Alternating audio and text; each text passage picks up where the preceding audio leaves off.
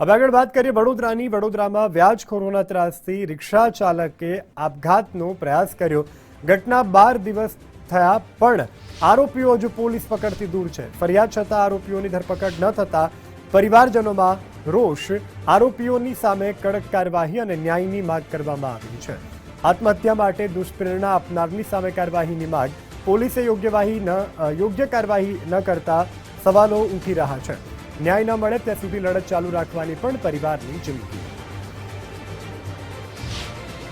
આ ખોટી ગુંડાગર્દી છે। અમે ગરીબ લોકો છે, વ્યાજે પૈસા લીધા છે, આપી બી દીધા છે, વ્યાજ બી ચૂકવી દીધું છે। તે છતાંય માણસ એ વ્યક્તિ અમારા ઘરમાં આવે છે, દાદાગીરી કરે છે, મારે છે, રોડ વચ્ચે ઇજ્જત કાઢે છે। આજે મારા સસરાને કેટલું આઘાત લાગ્યો હશે એ વાતનું, કેટલું એમને દુઃખ થયું હશે કે એમને સુસાઇડ કરવું પડ્યું, એમને દવા પીને એમનો જીવ ટૂંકાવ્યો પડ્યો।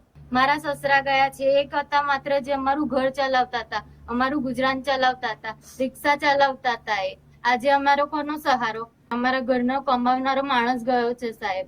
હવે અમારું ગુજારણ કોણ કરશે? છે કે મારા પપ્પાને 12 દિવસ થઈ ગયા છે। આજે એમનું 12મું 13મું બધું પતી ગયું છે। કેસ કર્યો છે એટલે અમે મેલ કરી છે એના પર। હજુ તક પોલીસવાળાએ કંઈ